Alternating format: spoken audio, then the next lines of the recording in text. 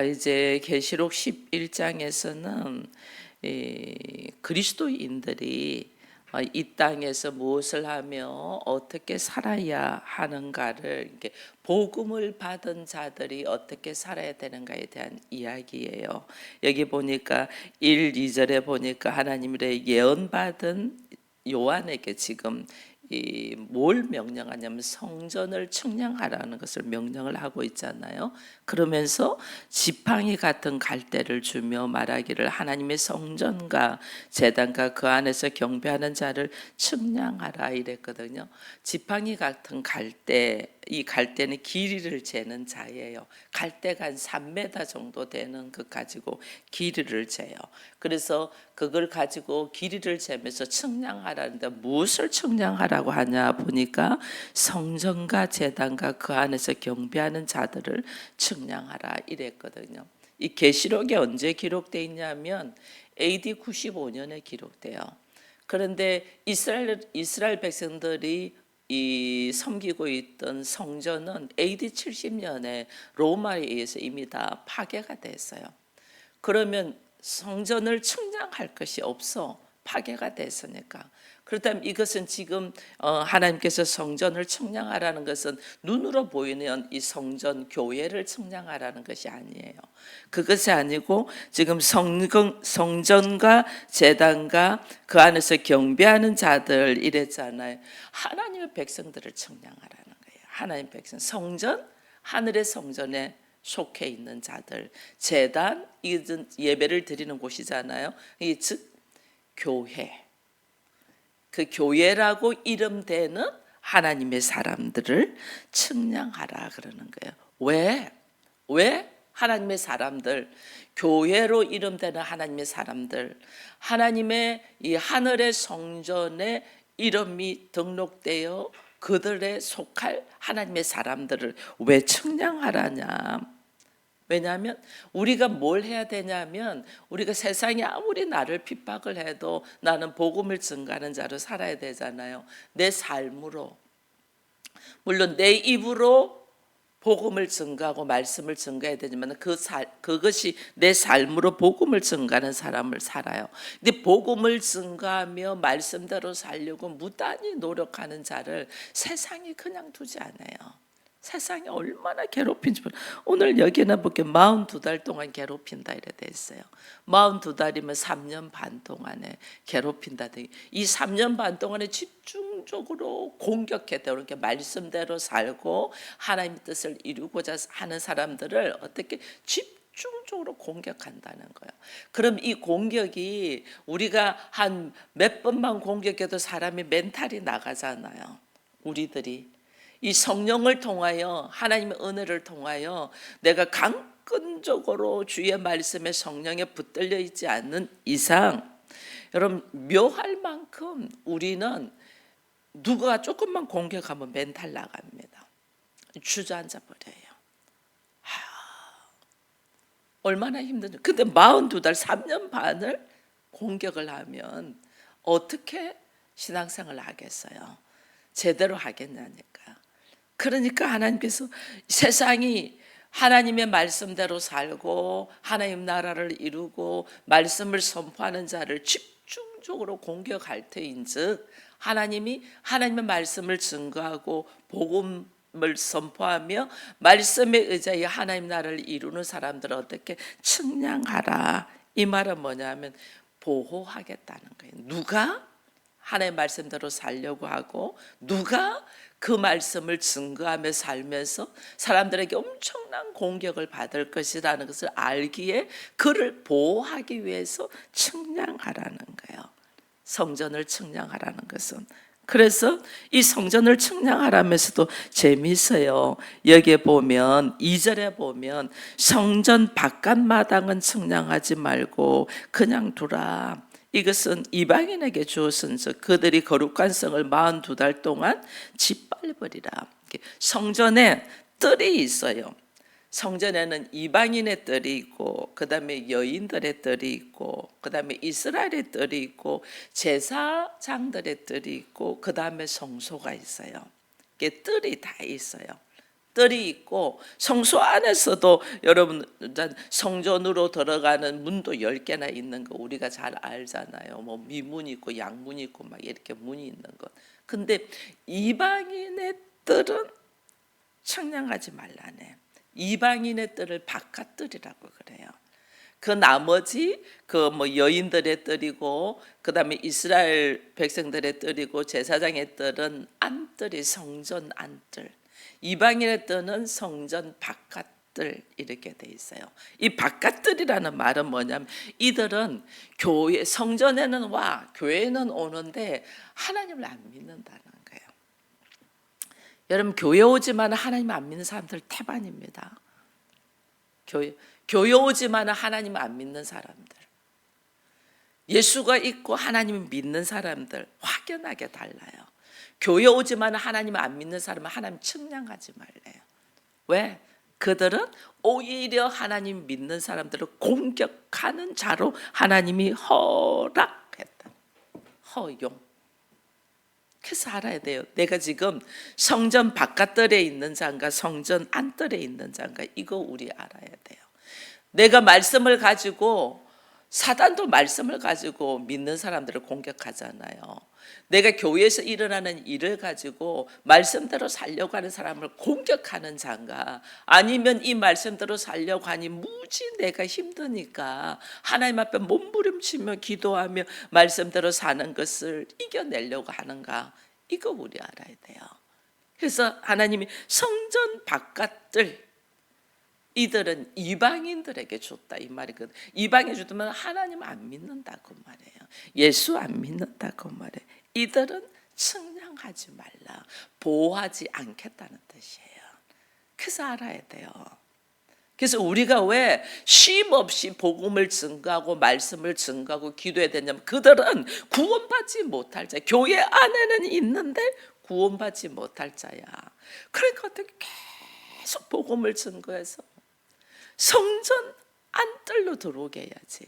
성전 바깥뜰에 있으면 구원받지 못하는데 교회는 오지만은 하나님과 상관이 없는데 예수와 상관이 없는데 하나님은 있다는 것을 인정할 수는 있어요. 하나님이 있다고 인정하는 것은요 이슬람교도 그렇고 뭐 다른 교도들도 다 그래요. 유대교도 그렇고 예수를 믿냐 안 믿나요? 하나님이 예수를 통하여 하나님 앞으로 올 수 있도록 하나님이 길을 열어놓잖아요. 예수를 믿냐 안 믿냐 이게 그렇게 중요한 거예요. 예수를 영접하고 예수를 믿냐. 예수 그리스도 십자가의 사건을 통해서 내가 죄인인데 하나님 앞으로 갈 수 있어. 그 예수의 보혈을 믿냐는 거예요. 근데 성전 바깥들에 있는 사람들은 그 예수를 믿지를 않아요. 예수를 믿지를 않으니 하나님이 그 어려운 상황들이 올 때 내가 보호하지 않겠다는 거예요. 내버려 두겠다는 거예요.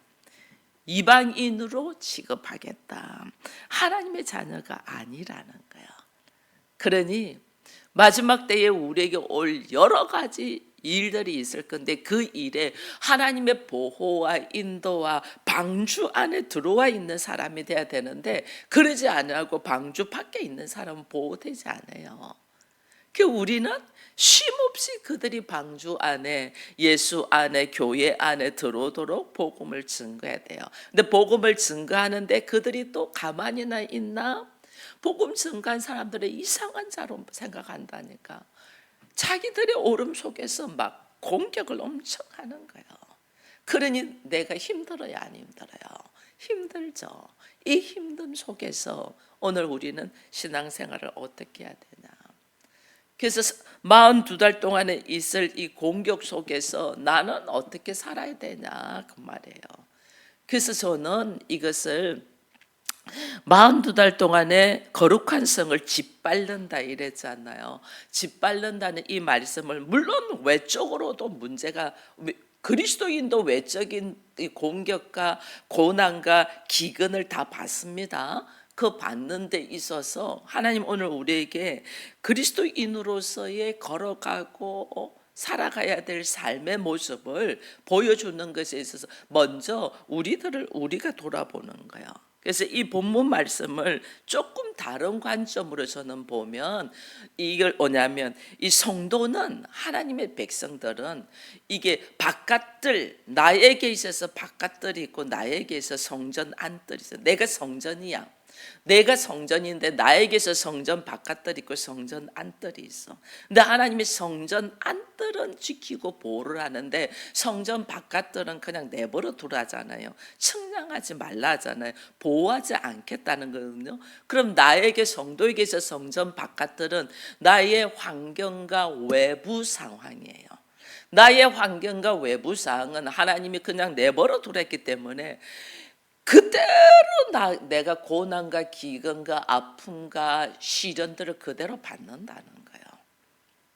그대로. 왜? 내가 살고 있는 것이 내가 둘이 한 몸을 이루고 살고 있는 존재 자체도 부부 자체도 각자 다른데 두 사람이 온전하게 예수를 섬기고 하나님 앞에 가는 자와 두 사람 중에 한 사람은 그렇지 않는 자는 확연하게 달라요. 그러면 두 사람이 같은 가정에 있기 때문에 어떤 역사가 일어나면 항상 공격받고 항상 힘든 일이 있어요. 말이 안 통하니까 항상 공격받고 항상 힘든 일. 그거는 하나님이 보호하지 않겠다. 왜? 내가 선택했잖아요. 하나님 없이 내가 선택한 거잖아요. 그 하나님이 우리로 하여금 바깥들 나의 환경 나의 외부에서 오는 어떤 상황 하나님 보호하지 않겠다는. 근데 하나님이 보호하는 것이 있어요. 성전 안들, 나의 내적인 상황. 나의 외적인 상황은 바깥들이야. 42달 동안에 공격받아. 엄청난 공격받아. 하나님이 허락하셨어. 이것은 모든 사람에게 다 있는 거예요. 이것은. 근데 나의 내적인 상황, 나의 성전의 안들, 나의 내적인 상황은 하나님 어떻게 하시냐? 보호한다는 거예요. 그러니까 우리 성도는 이 삶이 뭐예요? 나 똑같은 내가 성전인데 내 안에 외적인 상황이 있고 내적인 상황이 있잖아요. 이게 항상 전투를 하는 게 전투. 항상 전쟁이야. 내 안에서 좀 말씀대로 살려 하는데 나의 외부적인 상황이 나를 막 치고 들어오니까 내 안에서 내 내적인 상황도 여기서 갈등을 일으키면서 전쟁이 일어나는 거예요. 전쟁. 이걸 영적 전쟁이라고 하는 거예요. 실질적으로 우리의 외부에서 일어나는 일도 있지만은 하나님은 그리스도인은 내가 예수를 영접한다 이 순간부터 영적 전쟁이 일어나요. 나는 예수를 영접하고 말씀으로 살고 기도하는 자로 하나님의 나라를 추구하고 사는데 나의 외적인 상황은 전혀 그렇지 않기 때문에 항상 나를 공격한답니다. 항상 나를. 그러니까 여기에서 나는 항상 전쟁이 일어나죠. 영적 전쟁이. 근데 참 놀라운 거는 나중에 우리 계시록을 계속하니까 한 20장쯤 가면 사단과 마귀의 세력이 있어요. 근데 하나님이 이것을 어떻게 하면 하나님이 불을 내려서 이것들을 다 치거든요. 마귀의 세력들. 그러면 결국은 전쟁은 하나님께 있고 하나님은 전쟁의 왕이고 하나님이 이기시잖아요. 그죠? 결국은 하나님이 이기시는데 왜 성도들에게 우리에게 이 땅에서 싸우라고 할까? 영적 전쟁을 하라고 할까? 이게 이제 우리가 이제 짊어지고 걸어가야 되는 일들이에요. 여러분 이스라엘 백성들이 젖과 꿀이 흐르는 가나안 땅을 하나님이 가라고 했어요. 젖과 꿀이 흐르는 가나안 땅 가라 했으면 그게 가면 젖과 꿀이 흐르니까 그냥 가는데도 고생했잖아요. 40년 동안에. 그 40년 동안 고생해서 갔는데 거기에 가니까 어떤 네피림이 있네. 인간적인 용사들이 있네. 그들과 전쟁을 해야 돼. 왜 하나님은 그렇게 전쟁을 해야 되는 곳으로 넣냐는 거예요. 결국은 하나님이 개입하셔서 이기게 하실 거면서 왜 우리를 영적 전쟁의 속으로 들어가게 안 하는 거예요. 이게 오늘 우리가 하나님을 알아가고 내가 풀어야 될 숙제예요. 결국은 하나님이 개입하셔서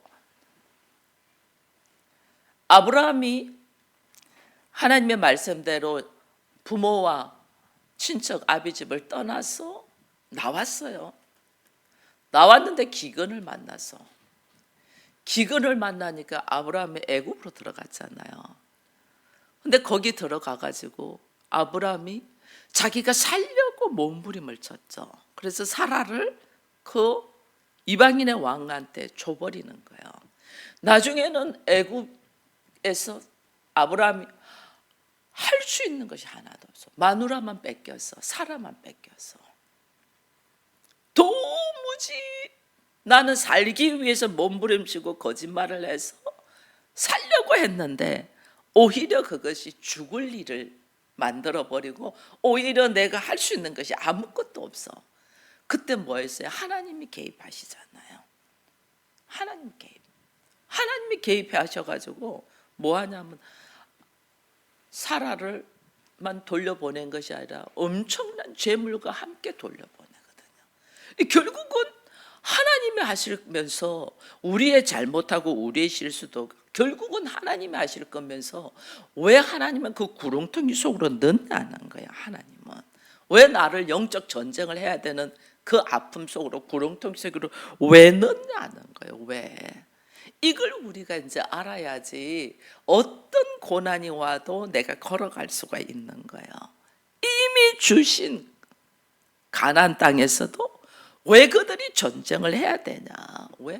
전쟁을 하면서 이게요 그냥 전쟁만 하는 게 아니에요. 치명적인 상처들을 입어요. 이들이 전쟁을 하면서. 물론 이 출애굽 1세대는 말씀에 의지하지 않게 다 죽어버리고 출애굽 2세대와 이 여호수아와 갈렙이 들어가면서도 이들이 나중에 중간에 므낫세 반지파가 요단 동편에 있는 땅이 좋다고 우린 여기가 좋사온 적 그냥 우리는 여기서 살래. 너희들 거기서 사는 건 좋아. 그러나 우리가 함께 이 땅을 쳐야 되기 때문에 함께 땅을 치는 걸로 하자 이래 가지고 하거든요. 하지만은 므낫세 반지파는 나중에 주변에 있는 큰 대국들한테 다 잡혀 먹어요. 상처들 입어요. 많이 죽어요. 근데 하나님은 왜 영적 전쟁을 하게 안 하는 거예요? 이게 지금 우리가 풀어야 될 숙제예요. 하나님은 왜 우리에게 아니 사람 좀 괜찮은 사람 붙여주고 서로 좀 꽁냥꽁냥하면서 재밌게 살 사람 만나게 해야지 왜 팍 터지게 싸울 사람을 만나게 하냐는 거예요. 부부가 달라도 너무 다른 사람 만나서 왜 이렇게 힘들게 살게 하냐는 거예요. 이게 오늘 우리가 풀어야 될 숙제. 그럼 놀랍습니다. 우리 하나님이 우리에게 말씀하시는 거는 하나님이 뭐 하시냐? 왜 시킬까? 나로 하여금 하나님의 영광에 동참하게 하기 위하여. 나로 하여금 지난번에는 신의 성품에 참여하기 위하여 그 이야기를 했습니다. 나라는 존재가 우리는 내가 괜찮은 줄 알아요. 그런데 나라는 존재가 괜찮은 존재가 아니에요. 그래서 하나님 나를 훈련시켜서 신의 성품에 참여시킨다. 이게 뭐냐면 나의 삶의 모습이 하나님의 나라를 나의 삶의 모습이 예수의 이름을 나타내면서 하나님의 그 영광 예수의 이름을 나타내는 것이 영광이거든요. 그 영광에 동참되게 한다. 그리고 그 전쟁을 통해서 나는 도무지 아무것도 아니구나. 하나님의 도움이 없이는 나는 도무지 설 수 없는 자는 자기를 발견하게 해요. 나라는 자를 발견하게 해요. 전적인 하나님의 은혜로 우리가 걸어가지 하나님의 은혜 없으면 우리 못 걸어가요. 하나님의 나라를 이룰 수도 없고 하나님 나라를 볼 수도 없어요. 이 나라는 존재는 정말 배설물과 같구나. 바울이 그랬잖아요. 아브라함도 자기가 티끌과 같은 존재라는 고백을 했어요. 그렇잖아요. 걸어오는 걸음 속에서 자기가 한 것은 오히려 윗선과 거짓뿐이었죠. 그때마다 문제를 일으켰을 때 하나님이 개입하셔서 그 문제를 또 해결해 주지 우리가 한 것이 없다니까.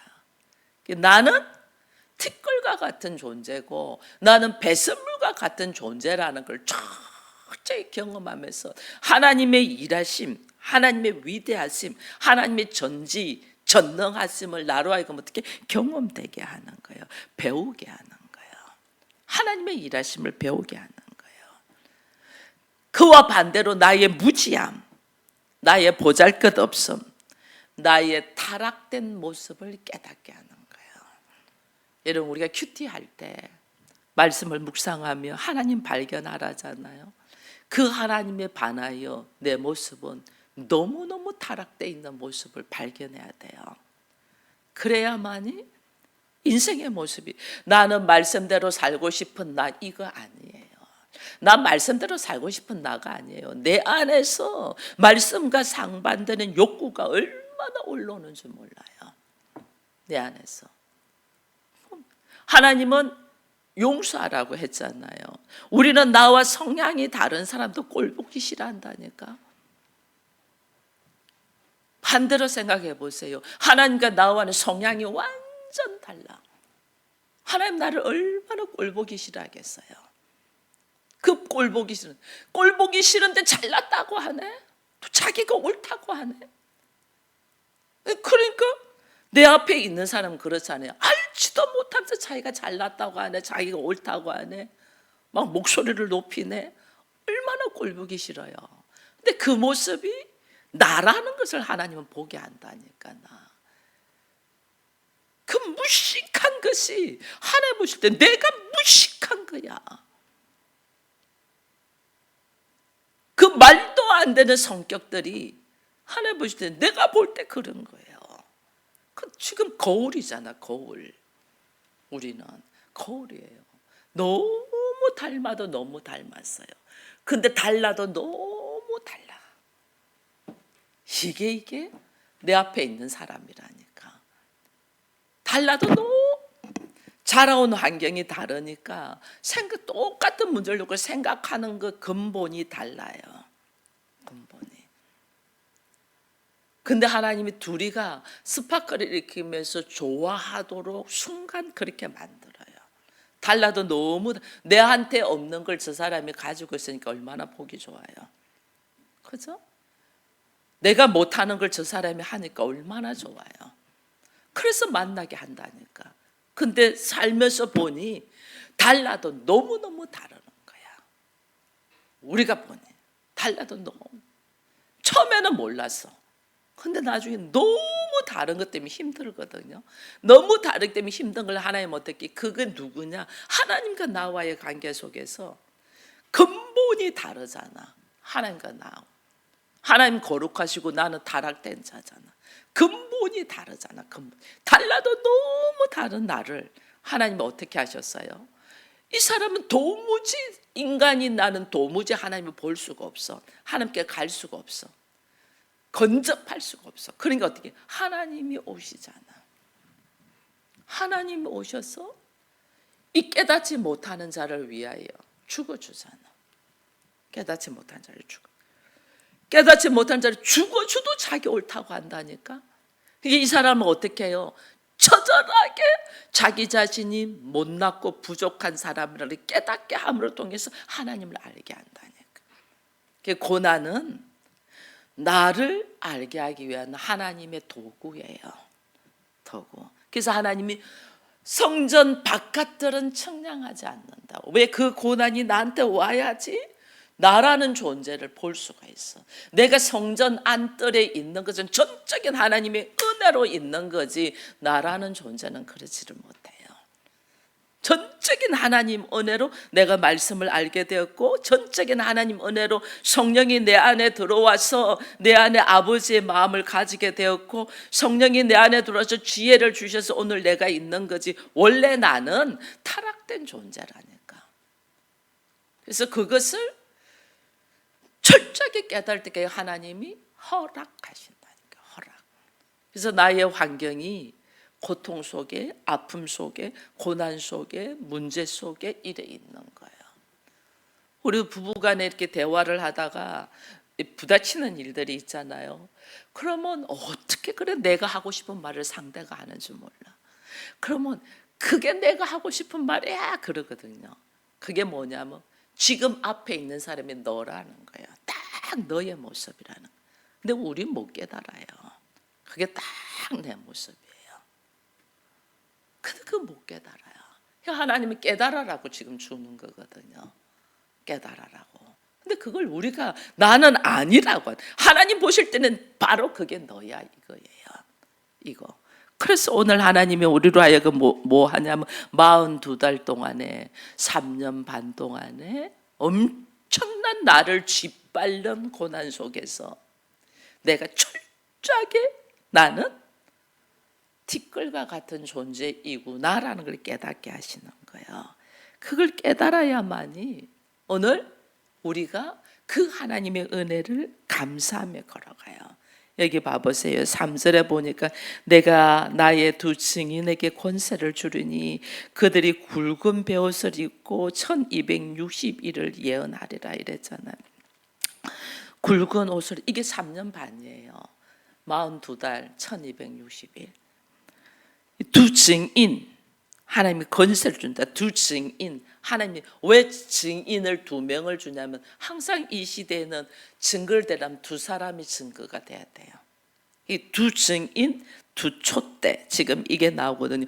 복음 증거하는 자가 참 복음 증거하는 자라는 뜻이에요. 내가 참으로 복음 증거하는 자, 참으로 하나님의 말씀대로 살려고 하는 자. 그래서 두 증인, 두 촛대 이러는 거예요. 두세 사람의 증인을 들어서 우리가 왜 이렇게 이 세상에서도 요즘은 그렇게 안 하는데 과거에는 연대 보정을 두 사람 세우고 이렇게 하잖아요. 이 사람 보정한데 한 사람만 세워가지고 보정이 안 돼. 두 사람 세워야지 보정이 되는 것처럼. 이게 증인인데 하나님을 증거하는 증인인데 두 증인, 두 촛대라는 거는 진짜로 복음을 증거하는 자다 그 말이에요. 하나님한테 진짜로 복음을 증거하는 자에게 하나님이 권세를 주는데 권세를 줌과 함께 그가 뭐 굵은 베옷을 입었다. 이게 힘들다는 거예요. 권세를 줬는데도 힘들다. 어려움 속에 있다. 어려움 속에 있는데 하나님이 이에게 권세를 주는데 뭐냐면 왕 같은 제사장의 권세를 지금 주잖아요. 이게 뭐냐면 누구든지 일을 해야지 못한다. 누구든지 해야지 합니다. 그를 만약에 해하면 그의 입에서 불이 나와서 그를 삼킬 거다. 그래서 복음을 진짜로 증하는 사람들의 입술의 권세는 무서운 거예요. 그를 죽이기도 하고 살리기도 해요. 그래서 여러분은 말 함부로 하지 말라는 거예요. 말 함부로. 이게 정말 복음을 증거하고 하나님께서 세우신 사람인데 주변의 모든 환경이 고통으로 아픔으로 주고 세우잖아요. 그 사람이 철저하게 자기를 발견하라고 하나님이 환경과 아픔을 주거든요. 아픔을 주는데 이 사람이 진짜 복음을 증거하는 사람에게는 하나님의 권세를 줘요. 입술의 말의 권세. 그가 묶으면 묶이고 풀면 풀리고 그가 사람을 죽이면 죽이고 살리면 살리는 권세예요. 이 엄청난 권세예요. 그래서 기도하는 자, 진짜 복음에 증거하는 사람 입에서 다른 말이 나갈지 아니하도록 지나치게 하면 안 돼요. 그래서 어쩔 때는 그런 걸 해요. 도무지 말도 안 되는 소리를 할 때는 내가 말을 하면 사람을 죽이는 말을 하게 돼. 그래서 내가 말하지 않고 성령이 말하도록 방언으로 나가게 하는 거예요. 성령이 방언으로 쫙. 말도 안 되는 소리 할 때 방언으로 딱 나갈 때 있어요.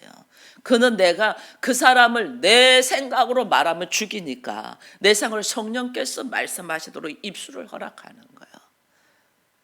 도무지 말도 안 되는 소리 할 때 방언으로 탁 던지잖아요. 그것은 그 사람에게 기회를 주는 거예요. 기회를. 왜 입에 지금 하나님은 입술에 불이 나와서 이게 성령의 역사거든요. 원수를 삼켜버릴 것이고 누구든지 그들을 해하고자 하면 반드시 그를 죽일 것이다. 하나님 권세. 이게 엄청난 권세요. 말씀으로 바르고 하나님이 나의 증인이다라고 하시는 자는 입술의 권세가 엄청난 거예요.